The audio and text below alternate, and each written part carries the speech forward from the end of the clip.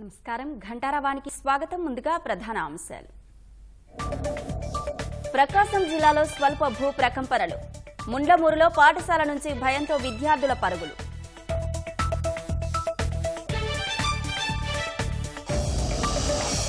విశాఖలో 11 మంది బాలికలను కాపాడిన పోలీసులు. అక్రమ రవాణా చేస్తున్న నిందితుడి అరెస్ట్.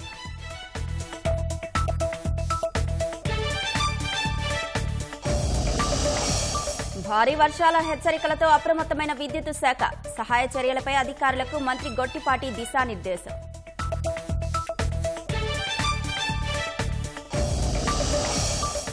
ప్రధానమంత్రి సూర్యఘర్ యోజన పథకానికి విశేష స్పందన. సోలార్ రూఫ్ల ఏర్పాటుతో తగ్గుతోన్న విద్యుత్ బిల్లుల భారం. ఇజ్రాయెల్పై ప్రతీకార దాడులకు దిగిన హూతీ రెబల్స్. టెల్ అవీవ్పై క్షిపణి దాడి, 16 మందికి గాయాలు.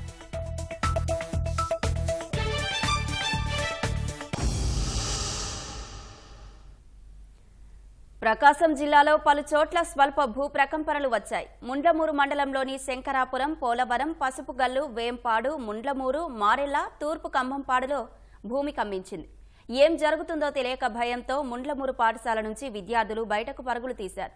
ప్రభుత్వ కార్యాలయాల నుంచి ఉద్యోగులు బయటకు వచ్చారు. తాళ్లూరు మండలంలోనూ స్వల్ప భూ ప్రకంపనలు వచ్చాయి. గంగవరం, రామభద్రాపురంతో పాటు పలు గ్రామాల్లో 2 సెకండ్ల పాటు భూమి కంపించింది.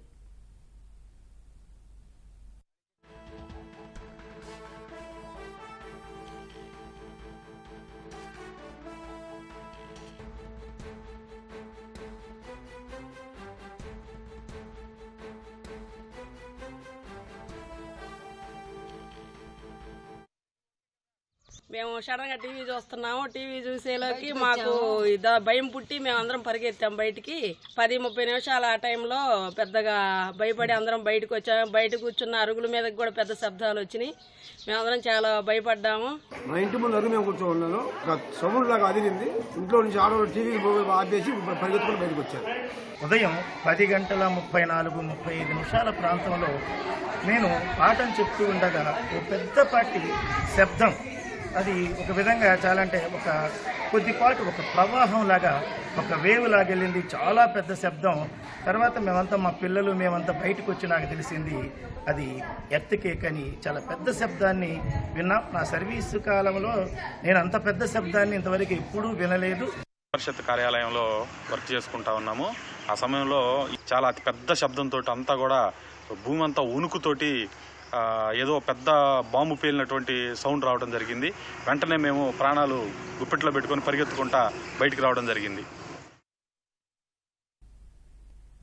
వాయుగుండం ప్రభావంతో విశాఖలో వర్షాలు కురుస్తున్నాయి. మరింత సమాచారం మా ప్రతినిధి కూర్మరాజు ప్రత్యక్ష ప్రసారం ద్వారా అందిస్తారు. అశ్విని, ఇప్పుడు మనం విశాఖ సాగర తీరంలోని ఆర్కే బీచ్లో మనం ఉన్నాం. కురుసురా సబ్మెరైన్ దగ్గర పరిస్థితి చూస్తుంటే, మనకి ఇక్కడ ఈ పరిస్థితి చూస్తుంటే అలల ఉధృతి మనం చాలా స్పష్టంగా చూడొచ్చు. ఇక్కడ ఈ అల్పపీడనం తర్వాత వాయుగుండం ప్రభావం వల్ల ఇక్కడ మొత్తం సముద్రం చాలా ముందుకు చొచ్చుకొని వచ్చింది. అక్కడ కొబ్బరి చెట్లు ప్రత్యేకంగా ఈ సాగర తీరంలో అందాలను వీక్షించే వారికి వారి కోసం ప్రత్యేకంగా పర్యాటక ఆకర్షణగా ఈ కొబ్బరి చెట్లని 4 చోట్ల సన్ రే రిసార్ట్స్ సంస్థ ఏర్పాటు చేసింది. అవి ఆ కొబ్బరి చెట్లు ఈ అలల ఉధృతికి అవి కూలిపోయిన పరిస్థితి మనం ప్రత్యక్షంగా చూడవచ్చు. ఈ వాయుగుండం పశ్చిమ మధ్య బంగాళాఖాతంలో విశాఖపట్నానికి దాదాపు 400 కిలోమీటర్ల దూరంలో ఉన్న ఈ వాయుగుండం ప్రభావం ఇప్పుడు ఉత్తరాంధ్ర జిల్లా వ్యాప్తంగా, మొత్తం ఈ జిల్లాల వ్యాప్తంగా వర్షాలు తీవ్రంగా, అటు ఏజెన్సీలోనూ ఇటు మైదాన ప్రాంతంలోనూ కూడాను వర్షం నిరంతరాయంగా, అటు చినుకులు కానీ పెద్ద వర్షం కానీ కురుస్తోంది. అయితే గాలుల ప్రభావం పెద్దగా ఈ సాగర తీరంలో కనబడట్లేదు. వేరే చోట్ల మాత్రం గాలుల ప్రభావం ఉన్నట్లుగా అధికారులు చెప్తున్నారు. అందుకనే మొత్తం ఉత్తరాంధ్ర జిల్లాలకు సంబంధించి అన్ని చోట్ల రెవెన్యూ యంత్రాంగాన్ని పూర్తి స్థాయిలో రాష్ట్ర ప్రభుత్వం అప్రమత్తం చేసింది. తూర్పు ప్రాంత విద్యుత్ పంపిణీ సంస్థకు సంబంధించి ప్రత్యేకంగా మంత్రి గొట్టిపాటి రవి సచివాలయంలో సమీక్ష చేసి ఎక్కడా ఎటువంటి అత్యవసర పరిస్థితులైనా ఎదుర్కొనేందుకు సిద్ధంగా ఉండాలని ఆయన స్పష్టం చేశారు. దానికి సంబంధించి అటు విద్యుత్ స్తంభాలు నేల కొరగడం, అలాగే విద్యుత్ వైర్లు తెగి విద్యుత్ సరఫరాలో అంతరాయం, ఇటువంటి అత్యవసర పరిస్థితులన్నింటినీ కూడాను ఎదుర్కొనేందుకు సిద్ధంగా ఉండాలనేసేమో ఆయన చాలా స్పష్టంగా చెప్పడం జరిగింది. మరోవైపు ఈ వాయుగుండం ప్రభావం మరో 24 గంటల పాటు ఉండే అవకాశం ఉందనేసేమో వాతావరణ శాఖ వర్గాలు అంచనా వేస్తున్నాయి. అయితే నానిన గోడలు, తడిచిన ఈ కొండ చర్యల ప్రాంతాల్లో ఉన్న ప్రజలు ఖచ్చితంగా అప్రమత్తంగా ఉండాలనేసి ఇప్పటికే అధికార యంత్రాంగం పలుమార్లు హెచ్చరికలు జారీ చేస్తుంది. విశాఖ మహానగరపాలక సంస్థకు సంబంధించి ప్రత్యేకంగా ఉదయం నుంచి ఆయా వార్డుల్లో, అంటే ఈ కొండవాలు ప్రాంతాల్లో నివసించే ఆయా వార్డుల్లోనేమో ప్రత్యేకంగా ప్రచార కార్యక్రమాలు కూడా చేపట్టడం జరిగింది. వాళ్ళెవరిని ఈ కొండ చర్యలు జారిపడే అవకాశం ఉన్న ప్రాంతాల్లో అప్రమత్తంగా ఉండాలి, ఆ కొండపైన ఇళ్లపైన నివసించేవారు కూడానేమో చాలా జాగరూకత వహించాలనేసేమో జీవీఎంసీ యంత్రాంగం ప్రత్యేకంగా అక్కడ హెచ్చరికలు చేస్తోంది. మొత్తం మీద అంటే విశాఖ జిల్లాలో ఎందుకంటే ఈ వర్షాల ప్రభావం, నానిన గోడలు, ఇవన్నీ కూడా వాతావరణ పరిస్థితుల అననుకూల పరిస్థితుల వల్ల విశాఖ జిల్లా కలెక్టర్ ఇప్పటికే విద్యాసంస్థలన్నిటికీ కూడాను సెలవు ప్రకటించడం జరిగింది. ఉదయం నుంచి కూడాను విద్యాసంస్థలన్నీ మూతపడి ఉన్నాయి. ఈ తుఫాను ప్రభావం కారణంగా కొంతమంది సందర్శకులు ఈ ప్రాంతానికి వచ్చి కాస్త చూద్దాం అనుకునే వారికి ఇక్కడ గజ ఈతగాళ్ళు వీరంతా కూడాను హెచ్చరికలు చెప్తున్నారు. ఎందుకంటే ఖచ్చితంగా చాలా అప్రమత్తంగా ఉండాలి. దాంతోటేమో అసలు మామూలు వారాంతపు రోజుల్లో అయితే సందర్శకుల తాకిడి విశాఖ సాగర తీరానికి చాలా ఎక్కువగా ఉంటుంది. అటువంటిది ఈ పరిస్థితుల్లో ఈ తుఫాను కారణంగా సందర్శకుల రాక కూడాను బాగా తగ్గింది. అయితే వచ్చిన వారిని కూడానేమో వీళ్ళందరూ కూడాను అప్రమత్తం చేస్తున్నారు. ఈ వాయుగుండం అంటే దీని ప్రభావం కారణంగా పంటలు ప్రధానంగా ఉత్తరాంధ్ర జిల్లాల్లో అన్నీ కూడాను ఇప్పుడు కోతకి వచ్చిన పరిస్థితుల్లో పంటలు ఉన్న తరుణంలో రైతాంగం పూర్తి స్థాయిలో ఆందోళన వ్యక్తం చేస్తుంది. ఎందుకంటే వాతావరణ పరిస్థితి అంత తీరా పంట చేతికి వచ్చేసరికి ఈ రకంగా ఉత్తరాంధ్ర జిల్లా వాసులకి అలాగే గోదావరి జిల్లా వాళ్ళకి చాలా నిరాశగా ఇది ఈ వర్షాలు చాలా నిరాశ కలిగిస్తున్నాయనేసేమో వాళ్ళు ఆందోళన వ్యక్తం చేయడం జరుగుతుంది. కెమెరామెన్ ఏ శ్రీనివాస్తో కూర్మరాజు, ఈటీవీ న్యూస్, విశాఖపట్నం. ధన్యవాదాలు కూర్మరాజు. ఉత్తరాంధ్రలో వర్షాలపై ముఖ్యమంత్రి చంద్రబాబు సీఎంఓ అధికారులతో సమీక్ష నిర్వహించారు. జిల్లాలో పరిస్థితిని అధికారులు ముఖ్యమంత్రికి వివరించారు. కలెక్టర్లు జిల్లా స్థాయిలో అధికారులు తీసుకుంటున్న చర్యలపై వివరణ ఇచ్చారు. భారీ వర్షాలు ఉన్న ప్రాంతాల్లో ప్రజలను అప్రమత్తం చేసినట్లు సీఎంఓ అధికారులు వెల్లడించారు. వర్షాలు ఎక్కువగా ఉన్న ప్రాంతాల్లో పాఠశాలలకు సెలవు ప్రకటించినట్లు తెలిపారు. పంట నష్టం వివరాలు సేకరించి రైతులకు సాయం అందించాలని అధికారులను సీఎం ఆదేశించారు. భారీ వర్షాల సమాచారాన్ని రైతులకు తెలియజేయాలని స్పష్టం చేశారు. భారీ వర్షాల నేపథ్యంలో ఏపీ ఈపీడీసీఎల్ అధికారులతో మంత్రి గొట్టిపాటి రవికుమార్ సమీక్ష నిర్వహించారు. వర్ష ప్రభావిత జిల్లాలో పరిస్థితిని అధికారులను అడిగి తెలుసుకున్నారు. భారీ వర్షాల నేపథ్యంలో అధికారులు అప్రమత్తంగా ఉండాలని సూచించారు. లోతట్టు ప్రాంత ప్రజలను అప్రమత్తం చేయాలని ఆదేశించారు. స్తంభాలు, చెట్లు నేల కొరిగితే వెంటనే సహాయక చర్యలు చేపట్టాలని నిర్దేశించారు. విద్యుత్ సరఫరాలో ఎలాంటి అంతరాయం కలగకుండా చూడాలని మంత్రి గొట్టిపాటి రవికుమార్ ఆదేశించారు. శ్రీకాకుళం జిల్లా వ్యాప్తంగా వర్షాలు కురుస్తున్నాయి. ఎడతెరిపి లేని వానలకు వరి కుప్పలు తడిసిపోయాయి. పంట పొలాల్లోకి నీరు చేరడంతో రైతులు ఆందోళన చెందుతున్నారు. పంటలను కాపాడుకునేందుకు తీవ్రంగా శ్రమిస్తున్నారు.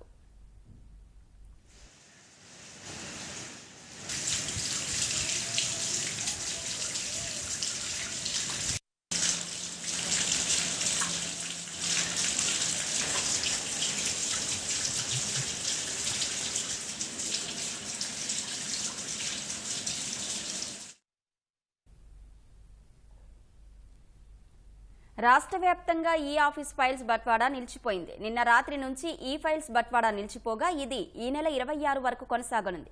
ఈ నెల 26న ఉదయం 11 గంటల నుంచి ఈ ఆఫీస్ తిరిగి పనిచేస్తుందని ప్రభుత్వం మెమో జారీ చేసింది.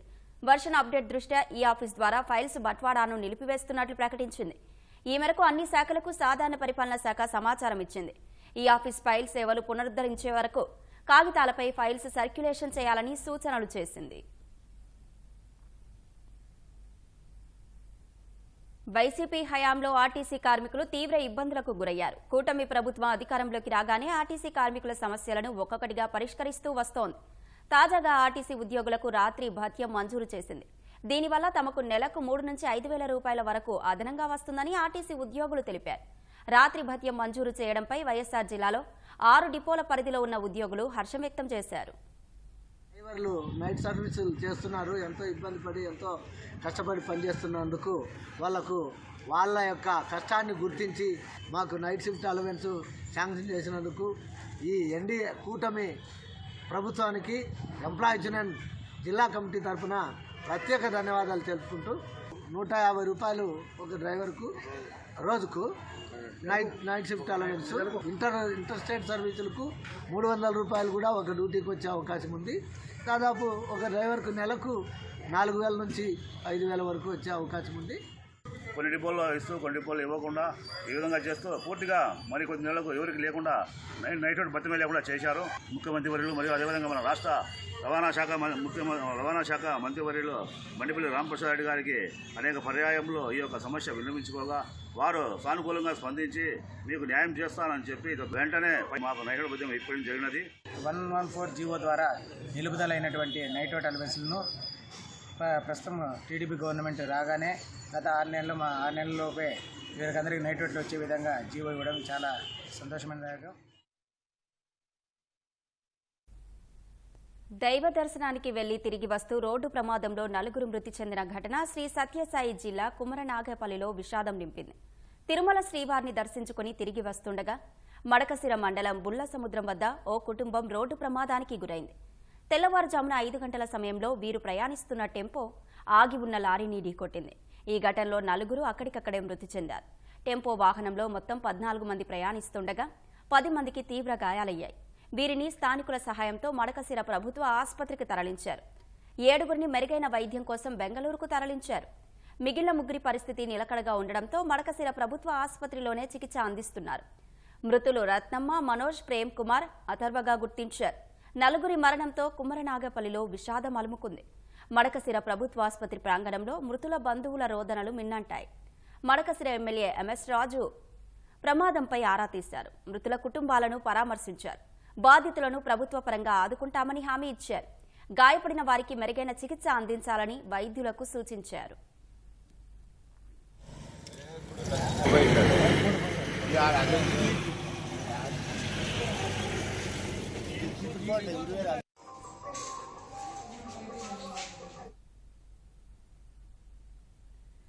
కాకినాడ జిల్లా అన్నవరంలోని ఓ బంగారు ఆభరణాల దుకాణంలో 2 వ్యక్తులు దోపిడీకి యత్నించడం కలకలం రేపింది. దుకాణంలోకి చొరబడిన 2 దుండగులు యజమాని, ఆయన భార్య, బంధువుపై దాడి చేసి బంగారంతో పారిపోతుండగా స్థానికులు పట్టుకున్నారు. తర్వాత వారిని పోలీసులకు అప్పగించారు. చోరీకి యత్నించిన వారిలో ఒకరు సచివాలయ సర్వేయర్, మరొకరు సాఫ్ట్వేర్ ఉద్యోగిగా గుర్తించారు. ఆభరణాల దుకాణంలోకి హెల్మెట్ ధరించి వచ్చిన 2 దుండగులు యజమాని లక్ష్మణరావు, ఆయన బంధువు మంగరాజుపై సుత్తితో దాడి చేశారు. వీరి కేకలు విని వచ్చిన లక్ష్మణరావు భార్య రాజేశ్వరిపైన దాడి చేసి బంగారాన్ని సంచిలో వేసుకుని పరారయ్యేందుకు యత్నించారు. వీరిని గమనించిన స్థానికులు అడ్డుకొని తాళ్లతో బంధించారు. సుమారు 1.5 కిలోల బంగారాన్ని స్వాధీనం చేసుకుని పోలీసులకు అప్పగించారు. గాయపడ్డ దుకాణ యజమాని, ఆయన భార్య, బంధువును ఆసుపత్రికి తరలించారు. మా అన్నయ్య గారు అబ్బాయి నన్ను కొట్టేస్తుంటే ఆడు నన్ను ఏదో చేస్తారని చెప్పేసి ఆడొస్తే ఆడి మీద ఆడిని కొట్టేసి గ్లాస్ డోర్ వేస్తారు బయటికి వాయిస్ వెళ్లకుండా. ఈ లోపు మా కేకలు విని మా మిస్సెస్ మేడం నుంచి వచ్చారు. ఆవిడ బాబాయ్ అమ్మ బాబాయ్ అంటుంటే నా కాళ్ళ దగ్గర ఉన్న వల్ల ఆవిడ కూడా తల మీద కొట్టేశాడు, చేతుల మీద కొట్టేశాడు. అయితే ఆవిడ చాలా పెద్దగా కేకలు పెట్టింది. ఆ జనాలు చుట్టూ జనాలు వచ్చారు. వచ్చేటప్పుడు ఇంకా పట్టుకు పారిపోతున్నాడు. పారిపోయే వాళ్ళే జనాలు పట్టుకుని వాళ్ళని నిర్బంధించారు. సైబర్ మోసాలకు గురి కావద్దంటూ పదే హెచ్చరించే బ్యాంకు సిబ్బందినే బురిడీ కొట్టించారు నేరగాళ్లు. నమ్మకమైన ఖాతాదారుని పేరుతో ఫోన్ చేసి బ్యాంకు చెక్కును వాట్సాప్లో ఫోటో తీసిపెట్టి 9.5 లక్షల రూపాయల నగదును బదిలీ చేయించుకున్నారు. అనంతపురంలోని రామ్నగర్ స్టేట్ బ్యాంకులో జరిగిన ఈ ఘటన ఆలస్యంగా వెలుగులోకి వచ్చింది. Anantapuram రామ్నగర్లోని Dhanvi Honda bike షోరూంకు September 10వ తేదీన ఓ వ్యక్తి ఫోన్ చేసి తనను తాను జొమాటో మేనేజర్గా పరిచయం చేసుకున్నాడు. సిబ్బందికి 10 బైకులు కొనాలని చెప్పి కొటేషన్ అడిగాడు. క్యాన్సిల్ అయిన చెక్ను పంపించాలని చెప్పాడు. సైబర్ మోసగాడు అడిగిన వివరాలను షోరూం మేనేజర్ వెంటనే పంపించాడు. వాటిలో సంతకం చేసిన చెక్కును ఖాళీ చెక్కుగా మార్చి లెటర్ హెడ్లోని వివరాలు చెరిపేసి రామ్నగర్ స్టేట్ బ్యాంక్ మేనేజర్కు బైక్ షోరూం లెటర్ హెడ్లో మ్యాటర్ టైప్ చేసి ఎస్బీఐ మేనేజర్ అంబరీశ్వర స్వామికి వాట్సాప్ చేశాడు సైబర్ నేరగాడు. దాంతో పాటు Honda showroom MD Kavinath Reddy పేరుతో ఫోన్ చేసి బలంగా నమ్మించాడు.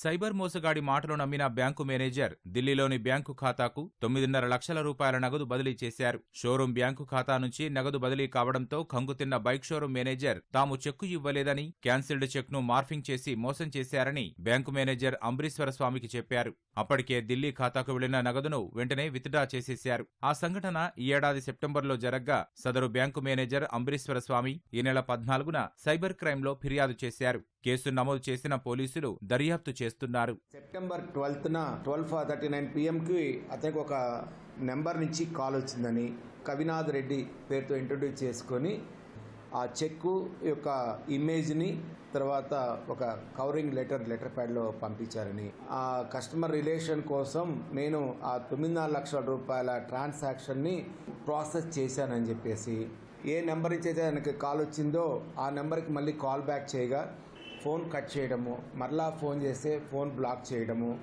ఆ తర్వాత అతను వాట్సాప్ ద్వారా పంపించిన ఈ చెక్కు బ్లాంక్ చెక్కు కవరింగ్ లెటర్ను కూడా డిలీట్ చేయడం జరిగింది.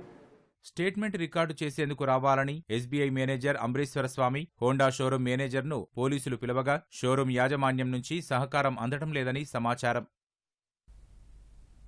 ప్రధానమంత్రి సూర్యఘర్ యోజన పథకానికి విశేష స్పందన లభిస్తోందని ఏపీ ఎస్పీడీసీఎల్ కర్నూలు జిల్లా సూపరింటెండెంట్ ఇంజనీర్ ఉమాపతి తెలిపారు.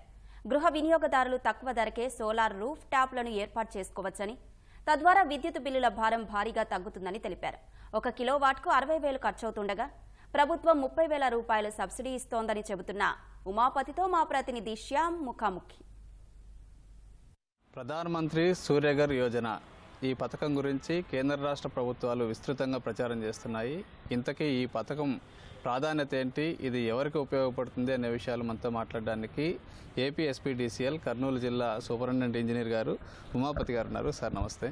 ప్రధానంగా ఈ ప్రధానమంత్రి సూర్యఘర్ యోజన గురించి మీరు కూడా విస్తృతంగా ప్రచారం చేస్తున్నారు. ఏంటి ఈ పథకం, ఏంటి దీనివల్ల ఎవరికి ప్రయోజనం ఉంటుంది? ఈ పథకం వచ్చేసి గృహ విద్యుత్ వినియోగదారులు మాత్రమే వర్తిస్తుంది. ఇంటి పైకప్పు పైన సోలార్ రూఫ్టాప్ సిస్టమ్ అమర్చుకుంటే దానికి అయ్యే ఖర్చు వచ్చేసి 1 కిలోవాట్కు 60,000 అవుతుంది. దీనివల్ల ఏమంటే వినియోగదారులకు బిల్లు తక్కువగా వస్తుంది. అది ఎలా వస్తుంది అంటే 1 కిలోవాట్ అమర్చుకుంటే 60,000 ఖర్చు అవుతుంది. దానికి కాను నెలకు 120 యూనిట్ల విద్యుత్ ఉత్పత్తి వాళ్ళే చేసినట్టు లెక్క. ఇక్కడ ఆ కన్జ్యూమర్ ఇంట్లో వాడిన విద్యుత్ యూనిట్లలో నుంచి ఈ యూనిట్లు మైనస్ చేసి బిల్ ఇవ్వడం జరుగుతుంది. అందువల్ల స్లాబ్ రేట్లు తగ్గిపోయి కన్జ్యూమర్కు బిల్లు చాలా తక్కువగా వస్తుంది. దీనివలన 1 కిలోవాట్ అమర్చుకుంటే 30,000 రూపాయలు సెంట్రల్ గవర్నమెంట్ సబ్సిడీ కింద ఇస్తుంది. అలాగే 2 కిలోవాట్లకైతే 60,000 ఇస్తుంది. 3 కిలోవాట్లకైతే 78,000, మొత్తం 78,000 దాకా సబ్సిడీ వస్తుంది. అందువలన కన్జ్యూమర్కు వినియోగదారునికి 1 కిలోవాట్ అమర్చుకుంటే ఆయనకి అయ్యే ఖర్చు ఓన్లీ 30,000 మాత్రమే. దాని నుంచి వచ్చే యూనిట్లు 120 యూనిట్స్. దానివల్ల విద్యుత్ ఆదా ఎక్కువ అవుతుంది. ప్లస్ మాకేమంటే ఇక్కడే విద్యుత్ ఉత్పత్తి అవుతుంది కాబట్టి మేము మళ్ళీ ఎక్స్ట్రా లైన్ వేయాల్సిన అవసరం లేదు. మా నెట్వర్క్ను ఎక్స్పాండ్ చేయాల్సిన అవసరం లేదు. మాకు కూడా టీఎన్డీ వర్క్ కింద బడ్జెట్ మిగిలిపోతుంది. సార్, ఇప్పుడు ఎవరైనా కానీ ఈ పథకాన్ని వినియోగించుకోవాలనుకుంటే ఎవరిని అప్రోచ్ కావాల్సి ఉంటుంది? దాని ప్రాసెస్ ఏంటి? ఇది ఎవరిని అప్రోచ్ అవసరం లేదు. పిఎం సూర్యఘర్ పోర్టల్లో డైరెక్ట్గా కన్జ్యూమరు మా యొక్క సర్వీస్ నంబర్తో రిజిస్టర్ అయిపోవచ్చు. అయిపోయిన వెంటనే అక్కడే మా దగ్గర 130 మంది వెండర్స్ రిజిస్టర్ అయి ఉన్నారు ఆల్రెడీ. వాళ్ళలో ఎవరినో ఒకరి కన్జ్యూమర్ తనకి ఇష్టం వచ్చిన వారిని వెండార్ సెలెక్ట్ చేసుకోవచ్చు. వెంటనే వెండార్తో మాట్లాడుకొని రేటు ఫిక్స్ చేసుకుంటే వెండారే వచ్చి అంత సిస్టమ్ టోటల్గా ఫౌండేషన్ కార్డు నుంచి ఆయనే అరేంజ్ చేస్తాడు. కాబట్టి ఎవరిని అప్రోచ్ కావాల్సిన అవసరం లేదు. ఆయన బిగించిన తర్వాత మాకు వస్తుంది. మేము వెంటనే వచ్చి మీటర్ మా స్కోప్లో మీటర్ బైడెక్స్టల్ మీటర్ బిగించేస్తాము. బిగించిన తర్వాత కమిషనింగ్ రిపోర్ట్ ఇచ్చిన తర్వాత 1 వారం లోపల 1 వారము 2 వారాల లోపల గవర్నమెంట్ నుంచి సబ్సిడీ వచ్చేస్తుంది. సార్, ఇది అప్లై చేసుకున్న తర్వాత ఇది బిగించడానికి, ఇవంతా ఏర్పాటు చేయడానికి, మీటర్ కనెక్షన్ ఇవ్వడానికి ఎంతకాలం పడుతుంది? కన్జ్యూమర్ అప్లై చేసిన వెంటనే సెలెక్ట్ చేసుకుంటే మ్యాక్సిమం 15 డేస్ లోపల అన్నీ అయిపోతాయి. మీటర్ బిగించేస్తాము, గ్రిడ్కు అనుసంధానం చేస్తాం, అంతా అయిపోతుంది. 15 డేస్ మ్యాక్సిమం. కేవలం గృహ అవసరాలకే అంటున్నారు కదా సార్, అంటే ఇండిపెండెంట్ హౌసెస్, ఇండివిజువల్ హౌసెస్కైనా లేకపోతే అపార్ట్మెంట్లు వీళ్ళు కూడా ఎవరైనా అప్లై చేసుకోవడానికి అవకాశం ఉంది. అంటే మనము గృహాలకైతే సబ్సిడీ 30,000 వస్తుంది. అపార్ట్మెంట్లకు అయితే ఏమైందంటే కామన్ స్పేస్ ఉంటుంది కాబట్టి అక్కడ బిగించుకుంటే అరౌండ్ 16,000 వస్తుంది సబ్సిడీ ఒక కిలోవాట్కు. సార్ దీనికి రుణం బ్యాంక్ లోన్స్కి సంబంధించి బ్యాంక్ లోన్స్ కూడా ఇస్తామంటున్నారు కదా, అది ఎట్లా? నెక్స్ట్ వచ్చేసి బ్యాంక్ లోన్లు 100% ఇస్తున్నారు. ఎంతైతే ఒక కిలోవాట్కి వస్తుందో అంతా ఇస్తున్నారు. కాకపోతే 1 ఇయర్ లోపల పేమెంట్ చేస్తే ఎలాంటి వడ్డీ లేదు. ఓన్లీ 12 ఇన్స్టాల్మెంట్లో పేమెంట్ చేసుకోవచ్చు. లేదంటే సివిల్ రేటింగ్ బట్టి 7% నుంచి వడ్డీ కింద రుణము అన్ని బ్యాంకులు ఇస్తున్నాయి. మన కర్నూలు జిల్లాలో ప్రస్తుతం ఇది ఎట్లా అమలు అవుతుంది? ఇప్పటి వరకు ఎంతమంది వినియోగదారులు దీన్ని వాడుకుంటున్నారు? ఇప్పుడు దాకా మన కర్నూలు జిల్లాలో 2,800 మంది రిజిస్ట్రేషన్ చేసుకున్నారు. దాంట్లో 600 మంది వెండర్ సెలెక్ట్ చేసుకున్నారు. 600 కూడా ప్రోగ్రెస్లో ఉన్నాయి. ఇప్పుడు దాకా 250 ఆల్రెడీ మేము కమిషన్ చేశాము. దాంట్లో 210 మందికి సబ్సిడీ వచ్చేసింది. సరే, ఇంకా మొత్తం టార్గెట్ ఏమైనా ప్రభుత్వాలు మీకు ఇచ్చాయా? మొత్తం ఎన్ని ఏర్పాటు చేయాలి, ఎంతమందికి మనం ఈ పథకాన్ని వర్తింపజేయాలని? ఈ పథకం కింద మనకి ఇచ్చింది అయితే throughout India first come first serve కింద ఒక 1 crore కన్జ్యూమర్స్ను సెలెక్ట్ చేయమని టార్గెట్కి ఇచ్చారు. దానికోసం 65,000 కోట్ల బడ్జెట్ సెంట్రల్ గవర్నమెంట్ కేటాయించింది. దాంట్లో ఫస్ట్ 1 crore వచ్చేదాకా టార్గెట్ ఇచ్చారు. మాకైతే ఈ ఇయర్కు మాకు 8,000 టార్గెట్ ఇచ్చారు కర్నూలు జిల్లాకు. దాంట్లో భాగంగా సార్ ఈ పథకము ఈ రిజర్వేషన్ ఏమైనా ఉందా ఎస్సీ ఎస్టీలకు కానీ లేకపోతే బీసీలకు కానీ, ఇట్లా వీళ్ళకి ఏమన్నా తక్కువకు ఏమన్నా ఈ పథకం వర్తించే అవకాశం ఉంటుంది? ఇప్పటికైతే ప్రజెంట్ అయితే ఈ స్కీమ్ అలాంటి స్కీమ్లు ఏమి ఇక్కడ లేవు. కాకపోతే గవర్నమెంట్ దృష్టిలో ఎస్సీ ఎస్టీ కన్జ్యూమర్స్కు స్టేట్ గవర్నమెంటే మొత్తం ఖర్చు భరించే స్కీమ్ అయితే ఒకటి తయారు చేస్తున్నారు. తొందరలో రావచ్చు. సార్ చివరిగా ఈ పథకం వాడుకోవాలనుకునే వారికి ఏవైనా సలహాలు సందేహాలు ఉంటే ఎవరిని అప్రోచ్ కావాలి, వాళ్ళకి ఏం చెప్తారు? అది మా డిపార్ట్మెంట్లో ఏఈ నుంచి ఎస్సీ దాకా వాళ్ళ ఫోన్ నెంబర్లు ఉన్నాయి. తర్వాత దీనికి కూడా ఒక టోల్ ఫ్రీ నెంబర్ కావాలని అడిగాము. దానికి కూడా తొందరలో టోల్ ఫ్రీ నెంబర్ వస్తుంది. కాబట్టి ఏ సందేహాలు ఉన్నా మా డిపార్ట్మెంట్లో ఏఈ నుంచి ఎస్సీ దాకా అందరూ ప్రతి ఒక్కరు కూడా వాళ్ళ సందేహాలు నిలిచడానికి ఖచ్చితంగా మేము ముందుంటాం. ధన్యవాదాలు సార్. ఇది ఎస్సీ ఉమాపతి గారు చెప్తుంది. కెమెరామెన్ శేషుతో శ్యామ్, ఈటీవీ న్యూస్, కర్నూలు.